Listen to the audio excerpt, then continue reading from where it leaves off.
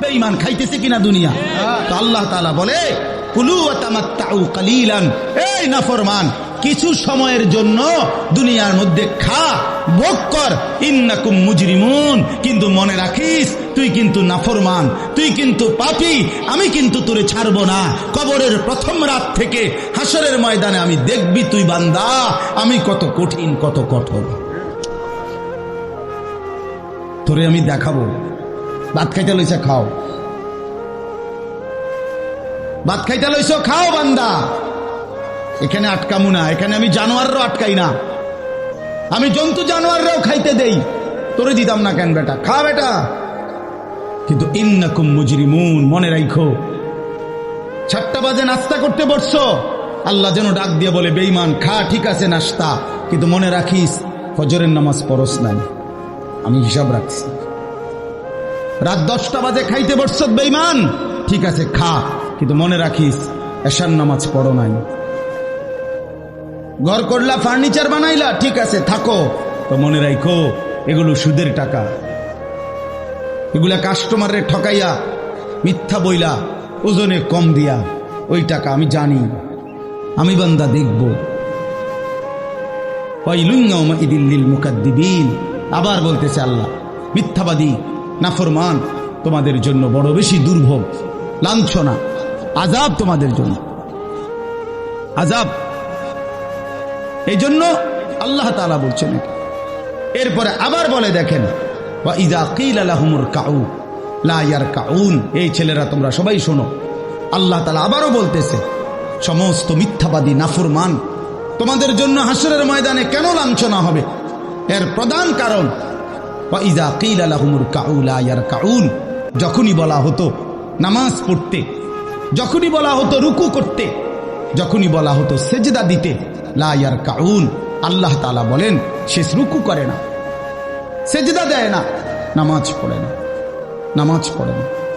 আল্লাহ বলেন আমি এতবার বললাম, এতবার বললাম, একটা দিনে 5 বার মসজিদে আজান হলো, একটা মহল্লায় শুধু একটা মসজিদ না, এক এক ওয়াক্তে এক একজনের কানে কমপক্ষে 10টা মসজিদ থেকে আজানের আওয়াজ আসে, ঠিক কিনা বলেন?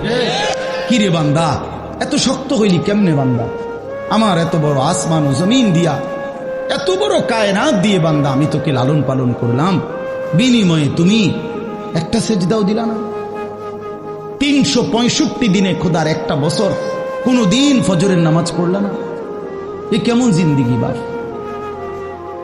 এত এত কঠিন মানুষ কেমনে হয়, এত পাষাণ মুসলমান কেমনে হয় বাপ বলেন? আর কতগুলো কথা বললে বলেন। এই জন্য নওজোয়ান আমার অনুরোধ রইল, নওজোয়ান নিজেরে বরবাদ করে দিও না বাপ, নিজেরে শেষ করে দিও না, নষ্ট করে দিও না, কষ্ট পাইবা বাপ। একদিন কবরে তোমার 14 গোষ্ঠীর কেউ থাকবে না, একদিন হাসরের ময়দানে তোমার পাশে কেউ থাকবে না, তুমি শুধুই একা। আল্লাহ তাআলা বলছেন বান্দা আমি এত বড় কোরআন নাজিল করলাম, তারপরে আর কি বললে তুমি ঈমান আনতে, আর কেমনে বলতাম আমি? নবীজি জিজ্ঞেস করবে, খোদার কসম নবী জিজ্ঞেস করবে, উম্মত 23টা বছর আমি দিন রাত কাঁদছি রে উম্মত, তুই জানোস না উম্মত আমি তোর জন্য কি পরিমাণ কাঁদছিলাম, সারাটা রাত আমি কেঁদেছি, তায়েফের পাথরের আঘাতে আমার পিঠ ছিদ্র ছিদ্র করে ফেলছে, আমি ক্ষুধার কষ্টে পেটে পাথর ভাঙছি, আমার ঘরের চুলায় আগুন জ্বলে নাই, আমি দামদার শহীদ করে সারাটা দেহ রক্ত মাখা হয়ে বেহুশ হয়ে উহুদের প্রান্তরে পড়েছিলাম, এত কাঁদলাম, এত রক্ত ঝরাইলাম, 23 বছরের বিনিময়ে উম্মত আমি বুঝি তোর কলজাটা নরম করতে পারলাম না। কি বলবেন ভাইয়া? এই ছেলেরা বাপ কি বলবা তোমরা বলো দোস্ত? আমরা যারা মুমিন নিজেদেরকে চিনি, জানি যে আমরা মুসলমান, আমরা মুমিন, তো আমাদের কাছে আল্লাহ তাআলা সবচেয়ে গুরুত্বপূর্ণ একটি জিনিস চায়। কোরআনুল কারীমে আল্লাহ তাআলা আমাদের মুমিনদেরকে, ইমানদারদেরকে ডাক দিয়ে দিয়ে বারবার এই চাওয়াটা বলেছেন, ইয়া আইয়ুহাল্লাযীনা আমানুত্তাকুল্লাহ। এই কথাটা আল্লাহ তাআলা কোরআনুল কারীমে বহুবার বলছেন, হে ঈমানদারগণ, হে মুমিনগণ, তোমরা যারা বুঝো যে তোমরা মুসলমান, তোমরা মুমিন, তোমরা ঈমানদার, তো আমি আল্লাহ তোমাদেরকে বলছি, ইত্তাকুল্লাহ, তোমরা তাকওয়া অবলম্বন করো, তাকওয়া অবলম্বন করো, আল্লাহকে ভয় করো, তাকওয়া গ্রহণ করো। এই কথাইটাই তাকওয়া। প্রত্যেকটা ঈমানদার, প্রত্যেকটা মুসলমান, ছোট বড়, জওয়ান বুড়ো, আমাদের সমস্ত ব্যক্তিকে আল্লাহ তাআলা বলেছেন বারবার, ইত্তাকুল্লাহ, আল্লাহকে ভয় করো, মানে তাকওয়া অবলম্বন করো। ছেলেরা তোমরা ভাই এই হাতে ধরা যে মোবাইলগুলো এটা নামায় ফেলো। আরে ভাইয়া, আমাদের চেহারার দিকে তাকাই আসুন। শুধু শুধু এই মোবাইলটা নিয়ে ব্যস্ত হওয়ার কিচ্ছু নাই বাপ। এতে এমনিতেই মোবাইলে অনেক বয়ান আছে অনর্থক। এটার দিকেই যদি পুরা তাকায়া থাকো তো তাইলে আলেমের দিকে তাকাইবা কেমন? এই জন্য দোস্ত, এটা জরুরি বিষয়, এটা এতটুকু বোঝা উচিত, সবসময় মনে রাখা দরকার। সারাক্ষণ মোবাইল এটা নিয়ে ব্যস্ত থাকা, এটা আসলে একটা অসভ্যতা ছাড়া আর কিচ্ছু। এটা এত পাগল মানুষ হয় না আসলে। সামান্যতম বিবেক কাজ করা উচিত, বুদ্ধি বিবেচনা, নিজের আকল দেমাগ কাজ করা উচিত যে ভাই আমি কতক্ষণ। এক মানুষ বুঝি সারাদিন এটা নিয়ে থাকে, তাহলে আমাদেরকে আল্লাহ তাআলা কেন বানাইলেন? এই পৃথিবীতে আমরা আসলাম কেন? আমার জীবনের উদ্দেশ্যটা কি? ন্যূনতম আকল তো থাকা উচিত যে আমি আসলাম কেন, কে পাঠাইলেন আমারে, কেন পাঠাইলেন, কার কাছ থেকে আমি আসলাম, আমি যাব কোথায়। প্রতিনিয়ত মানুষগুলো যে মারা যায়, ওরা যাচ্ছে কোথায়, কি হবে তাদের?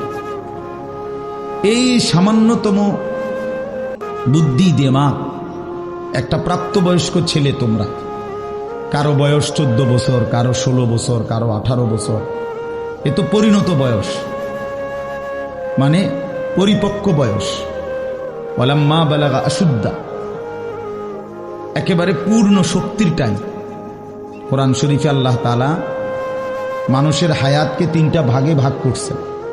একটা হলো জন্মের পরবর্তী শিশুকাল, আরেকটা হলো যৌবনকাল, আরেকটা হলো বৃদ্ধকাল। এই 3টার মধ্যে আল্লাহ তাআলা নিজেই বলছেন শিশুকাল এবং বৃদ্ধকাল দুইটাই দুর্বল, দফ। এই শব্দের অর্থ দুর্বলতার সময়। আর শুধু কেবল আল্লাহ তাআলা যৌবনকালকেই বলছেন কুওয়াতান, শক্তির সময়। শক্তি, সামর্থ্য, শৌর্য, বীর্য, এই সবটাই যৌবনকাল। এই জন্য শক্তির সময়, সামর্থ্যের সময় মেহনত করতে হয়। যৌবনকালটাই জিন্দেগির প্রধানতম সময়। ভালো কিছু করলেও এই টাইমে, নিজেরে নষ্ট করে দিলেও এই টাইম, গড়লেও এই হায়াত, এটাই সুযোগ, বরবাদ করে দিলেও এটা সুযোগ। বুড়া মানুষ, বয়স্ক লোক ইচ্ছা করলেও অনেক নেক কাজ করতে পারে না, ইচ্ছা করলেও অনেক গুনার কাজও করতে পারে। বয়স হয়ে গেছে 60 বছর, 70 বছর, এখন চাইলেই সারা রাত তাহাজ্জুদ পড়তে পারবে না, চাইলেই সারা রাত নাচের আড্ডায়ও থাকতে পারবে না, শরীরে কুলাবে না, ইচ্ছা থাকলেও পারবে না। ইচ্ছা করলেই আল্লাহর জন্য জান কোরবানি করে দ্বীনের জন্য কঠিন মেহনত মুজাহাদা করতে পারবে না। এটা স্বাভাবিক। আমার মনে আছে একটা সময় 2.5 ঘন্টা 3 ঘন্টাও পায়ে হাইটা কোথাও মাহফিলে গেছে, এখন আর এটা সহ্য হয় না। তাইলে হায়াতের একটা অংশ আছে মানুষের। এই জন্য প্রিয় ভাই, সবাইকে বললাম, তুমি যদি কমপক্ষে নিজের হায়াতের কদর না করো, নিজেকেও যদি কমপক্ষে না বুঝলা, তো কি বুঝলা জীবন? এই সমাজ, এই দেশ, এই জাতি, নিজের এলাকা, পাড়া, মহল্লা, কারো কোনো উপকার করলা না। কমপক্ষে নিজের উপকার তো করো, নিজের ভালো, নিজের কল্যাণ, নিজের জন্য তো কমপক্ষে, যে আমি যে একটা মানুষ, আমি যে সারাদিন 1 ওয়াক্ত নামাজ পড়ি না, সারাদিন মোবাইলের মধ্যে নাচ, গান, ছবি, নর্তকীর সিনেমা, নাটক, অশ্লীল দৃশ্য, উলঙ্গ ছবি, সারাদিন সমবয়সী বন্ধুদের সাথে আড্ডা দিলাম, দুষ্টামি করলাম, ফালতু কথাবার্তা করে কাটাইলাম। আচ্ছা, এটা রাত শেষে ঘুমের টাইমে হলো তো মানুষের বিবেকে একটু হলেও নাড়া দেওয়া উচিত, জানি বাস্তবিক অর্থে সারাদিন কি করলাম। এতটুকু দেমাগ যদি, এতটুকু আকল যদি কারো না থাকে, এটা সুস্থ মানুষ কি বলে? এ তো স্বাভাবিক মানুষ না ভাই, এ তো প্রতিবন্ধী, এ তো পাগল, মাতাল, অসুস্থ মানুষ। এজন্য দোস্ত আমার, বন্ধু আমার, এদ্দুর কমপক্ষে অনুরোধ করলাম, প্রত্যেকটা অনেক ছেলে মাশাআল্লাহ, অনেক নওজোয়ান তোমরা, আমার অনুরোধ রইল এতটুকু দিল দিয়া ভাইব, নিজেরে নিয়ে শুধু ভাইব, আর কিছু না করো, নিজেরে ভাইব। রাসূলুল্লাহ সাল্লাল্লাহু আলাইহি সাল্লাম বলছেন, এক সাহাবী একদিন নবীজিকে জিজ্ঞেস করছে, হুযাইফা, ইয়া রাসূলুল্লাহ, আমি যদি দ্বীনের উপরে চলতে গিয়ে কখনো এমন হয় যে আমার সাথে কেউ নাই, সবাই আল্লাহর নাফরমানিতে লিপ্ত, আমি শুধু একা, তখন আমি কি করব? আল্লাহর নবী সাল্লাল্লাহু আলাইহি সাল্লাম বললেন, ওয়ালাউ আন তাআদ্দা বিআসলি শাজারাতিন, প্রয়োজনে তুমি একটা গাছের গোড়ালি, শিকড় কামড়াইয়া ধইরা পড়ে থাকবে একা, তারপরও দিন ছাইরো না, আল্লাহকে ছাইরো না, ইবাদতকে ছেড়ে দিও না। সবাই বদলে যাক, সবাই নষ্ট হয়ে যাক, সবাই চরিত্রহীন হয়ে যায়, তারপরও কমপক্ষে নিজের হেফাজত করো। রাসূলুল্লাহ সাল্লাল্লাহু আলাইহি ওয়াসাল্লাম বলছেন, মানুষের মধ্যে অন্যায়, নাফরমানি, মানুষের মনের চাহিদা, খেয়াল খুশি, খামখেয়ালি, এগুলো যখন বেড়ে যাবে, আল্লাহ নবী সাল্লাল্লাহু আলাইহি সাল্লাম বলছেন, ফাআলাইকা বিখাসাতি নাফসি, শুধু তখন নিজেরে আঁকড়ায় ধরো, ওয়া দাইল আওয়াম, যাও না পারলে মানুষের ছেড়ে দাও যে আমি আর পারলাম না, কিন্তু কমপক্ষে নিজেরে নষ্ট করো না, নিজেরে বরবাদ করো, নিজের নামাজটুকু পড়ো, নিজের চরিত্রটা ভালো রাখো। এটা কি জীবন যে আমি বানের পানির মতো, স্রোতের মতো ভাইসা গেলাম, চরিত্রহীনতায়, অশ্লীলতায়, বেহায়াপনায়, রাত শেষে, দিন শেষে। জন্য ভাই আমি এটা অনুরোধ করলাম, আমি আরো পরে বললাম হইলে এখনই বলে ফেললাম, বাস্তবিক যে আমরা যেন প্রত্যেকেই, বয়স্ক মানুষ যারা আছেন, চাচারা, বাবারা, আপনারাও ভাইবেন, শেষ পর্যন্ত হায়াতের শেষ সময় ইনসাফের সাথে চাচা জিন্দিগির হিসাব মিলায়েন। আসলে ওয়ালতানজুর নাফসুম মা কদ্দামাত লিগাদ, আল্লাহ তাআলা বলছে, বান্দা তোমাকে বলছি, বান্দা প্রতিদিন হিসাব কইরো, লক্ষ্য করো আজকে তুমি আগামীকাল আখিরাতের জন্য কি পাঠিয়েছ। ধরে নাও আজ তোমার মৃত্যু, তো এরপরে পৃথিবী থাকলে থাকতো আর কি, আমি তো আর নাই। আমি মরে গেলে ভাইয়া পৃথিবী মনে করো আরো অনেক দিন থাকছে, পৃথিবী ধ্বংস হয় নাই, বুঝলাম কিয়ামত আরো 100 কোটি বছর পরেই হোক না, কিন্তু আমি তো আর নাই, আমার হায়াত তো শেষ, আমি তো আর পৃথিবীতে ফিরবো না কোনোদিন। তো এরপরে পৃথিবীর সবাই যদি চাঁদের দেশেও চলে যায়, আমার কি লাভ? এরপরে মানুষ সব যদি স্বর্ণের বাড়িতেও থাকে, আমার কি ফায়দা? আমার ফায়দাটা কি ভাই? বাবা বলে সুদের টাকা দিয়া, ঘুষের টাকা দিয়া, হারামের টাকা দিয়ে, আল্লাহর নাফরমানি করে, অবৈধ পন্থায় হারাম রোজগার করে ঘর বাড়ি দিয়ে গেলেন, ছেলে পেলে করে, তো ছেলে পেলে করে দিয়ে গেলেন, কিন্তু আপনি তো থাকতেন না, আপনি তো খুব অল্প সময়ের ব্যবধানে কবরে চলে যাবেন, তো সেই কবরে কেমনে থাকবেন? তো নিজের ঘরকে অরক্ষিত করে, নিজের ঘরে ডাকাত রাইখা আপনি বুঝি আরেকজনের ঘর বাঁচাইতে গেলেন। আপনার ঘরের আগুন লাগছে, আপনি বুঝি আপনার ঘর নিবাইবেন না। এই বোকামি আমাদের বয়স্ক লোকরা করেন। শেষ বয়সে হারাম টাকা, সুদের টাকা দিয়া, অবৈধ টাকা দিয়া, কিস্তিতে টাকা দিয়া ঘর করে দিছে, জমি কিনে দিছে, বাজারে ভিট লইয়া দিছে, দোকান নিয়ে দিছে, বিদেশ পাঠাইয়া দিছে, বাপ হিসাবে 12 লাখ টাকা সুদে নিছে, কিস্তিতে নিছে। হায় মুসলমান, কি করলেন? ওই বিদেশ যাইতে যাইতে যদি আপনি মরে যান, এরপরে এই টাকা, এই হারামের টাকা দিয়ে আপনার কবর কি হবে? তো নিজের ঘর, নিজের কবর বরবাদ করে দিলেন কেন চাচা? এই জন্য দয়া করে বয়স্ক চাচা আপনাদেরকেও বলি, নিজের উপরে রহম করুন, 60 বছর বয়স, এখনো বিড়ি সিগারেট খান, তো ছাড়বেন কোন দিন? 60 বছর বয়স, এখনো চা দোকানে বসে বসে রঙিন টেলিভিশনে নাচ গান দেখেন, তো ছেড়ে দিবেন কোন দিন চাচা? হ্যাঁ, আপনি মরবেন কোন দিন? কবরে যাবেন কোন দিন? এখনো সময় হয় নাই? আখিরাতের কথা মনে পড়বার টাইম আজও হয় নাই? 60 বছরও কবরের কথা মনে পড়লো না? আহা, কি পাষাণ মানুষ! মুসলমান এত শক্ত হয় কেমন? ইমানদার এত কঠিন হয় কেমনে ভাইয়া? এই জন্য দয়া করে আল্লাহ তাআলা আমাদের কাছে চায়, বান্দা তোমাদের ইমান, তোমরা মোমেন, তোমরা আমার ইমানদার বান্দা। এই জন্য আমি তোমাদেরকে বলছি ইত্তাকুল্লাহ, ইত্তাকুল্লাহ, ইত্তাকুল্লাহ, ইত্তাকুল্লাহ। তোমাদেরকে বলছি, আপন মনে করে বলছি, তোমাদের ইমান আমি নিলাম, তোমাদের মুসলমানের পরিচয়টা আমার দেওয়া। আমি যদি মুসলমান মায়ের ঘরে জন্ম না দিতাম, তো পৃথিবীর কোন শক্তি তোমারে ইমানদারের ঘরে জন্ম দিতে পারত না। আমি বানাইছি বান্দা। ইন্না খালাকনাল ইনসান, মানুষকে তো আমি সৃষ্টি করেছি মিন নুতফাতিন আমশাজ, স্বামী স্ত্রীর মিশ্র বীর্যের ফোঁটা থেকে আমি বানিয়েছি। তাহলে কোন ঘরে কাকে দেব, কোন দিনের মিলনে কাকে দেব, এ তো আমার ফয়সালা, আল্লাহ তাআলার ফয়সালা। এই জন্য বাপ আমার, আল্লাহ তাআলা আমাদেরকে ঈমান দিয়েছেন, আমাদের মুসলমানের পরিচয় দিয়েছেন। আমি 72 বছর বয়স, এমন বয়স্ক লোক, উনি হিন্দু, ওনারে আমি কালেমার দাওয়াত দিছিলাম 2.5 ঘন্টা, 3 জন আলেম নিয়া 2.5 ঘন্টা আমি উনারে বুঝাইছি। উনার 2 ছেলে মুসলমান হয়ে গেছে, মুসলমান বড় হয়ে গেছে, ওরা বাচ্চা কাচ্চা নিয়ে সংসার। কিন্তু ওই চাচা 72 বছর বয়স,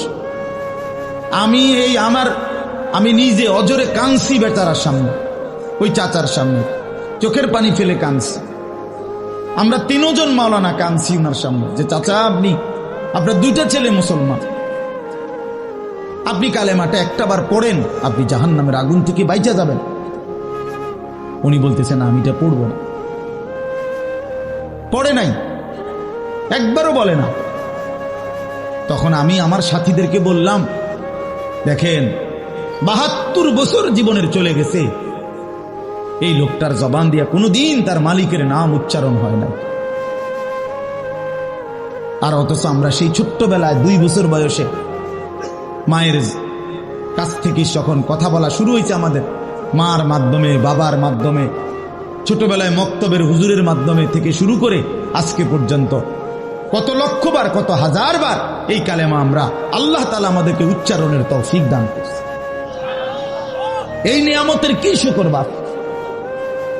আল্লাহ তাআলার এই দয়াটার শুকরিয়া কি করবেন? আল্লাহ যে আমারে মুসলমানের ঘরে জন্ম দিছে। আমি যদি কোনোদিন কালেমা না চিনতাম,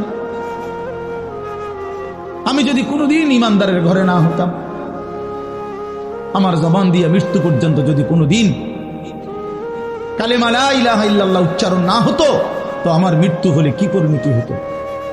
চির জাহান্নাম। পৃথিবীর সমস্ত ভালো কাজও যদি কোনো বেঈমান করে, আল্লাহর কসম হাসরের ময়দানে তার 1 কানা করি বিনিময় পাবে না। পৃথিবীর সবগুলো ভালো কাজও যদি করে, ঈমান এতটা দাম। ঈমান বিহীন, কালেমা বিহীন পৃথিবীর সমস্ত ভালো কাজ আখিরাতে কোনো মূল্য। ফালা নুকিমু লাহুম ইয়াউমাল কিয়ামাতি ওয়াজনা। কোরআন শরীফে আছে, আল্লাহ তাআলা বলেন, সমস্ত কাফের বেঈমান আমি আল্লাহ তাআলা হাসরের দিন, কিয়ামতের দিন তাদের জিন্দেগীর সমস্ত কর্মকাণ্ড মিজানের পাল্লায় যখন রাখা হবে, ফালা নুকিমু লাহুম ইয়াউমাল কিয়ামাতি ওয়াজনা, তখন আমি আল্লাহ তাআলা তার কোনো ওজন মিজানের পাল্লার মধ্যে আসবে না। 100 গ্রামও হবে না, 10 গ্রামও হবে না। মানে ঈমানবিহীন কোন আমলের, কোন কর্মকাণ্ডের, কোন ভালো মন্দ, কোন কাজের, ভালো কাজের বিনিময় নাই। আল্লাহ তাআলা আমাদেরকে ঈমান দিয়েছেন, আল্লাহ তাআলা আমাদেরকে মুসলমান পরিচয় দিয়েছেন। জন্ম থেকে ছোট্ট থেকেই আমরা প্রত্যেকেই বলতেছি আমি মুসলমান, আমি মোমেন। এটা অনেক বড় সৌভাগ্যবাস, অনেক বড় ইহসান ও করম, মালিকের অনেক বড় দয়া, অনেক বড় দয়া। এখন আমরা যেহেতু এটা আমরা জানি মানি, আচ্ছা মনে করেন এখানে এইখান থেকে যত মানুষ এখানে ছেলে ছোট বড় ছেলেরা বাবারা আমাদেরকে যদি কালেমা বলতে বলে আমরা কি সবাই বলতে রাজি হব না? কথা বলেন না কেন? আমাদের কারো কোনো সংকোচ আছে? মানে মুসলমান যে আমি পরিচয় এইটা নিয়ে কারো কোনো লজ্জিত অনুভূতি আছে? তাই আমরা তো খুব খুশি, আমাদের তো এটা নিয়ে তৃপ্তি আছে। প্রত্যেকেই নিজেকে মুসলমান পরিচয় দিয়া আমি তো লজ্জিত না, আমি তো ব্যথিত না। তাইলে যেই পরিচয় আমার ইজ্জত সম্মান যেটা আল্লাহ আমারে দিয়েছেন, তো সেই আল্লাহ আমার কাছে চাচ্ছেন ইত্তাকুল্লাহ, আল্লাহকে ভয় করো, তাকওয়া অবলম্বন করো, তাকওয়া অবলম্বন করো, তাকওয়া অবলম্বন করো। মোমেন আর কেউ আমারে না মানুক, তুমি আমার কথাটা মানো। তুমি না মুসলমান, তুমি না ইমানদার। ছেলেরা তোমাদেরকে বলি ভাই, ওই দেখো ওই অপদার্থগুলো শুনলো না কথাটা, মোবাইলটারে আলগি দিয়া ধরে রাখছে, বুঝেন নাই কথাটা? হ্যাঁ, আরো বলল কিছু মানুষ গাফেল থেকেই যায়, ওনাদের হিসাব হইল যে হাসরের ময়দানের হিসাব হবে মোবাইল দিয়া। মোবাইলে যদি জমা থাকে তাইলে কবরের আযাব মাফ, আর মোবাইলে যদি না পাওয়া যায় তাইলে কবরে আযাব হবে।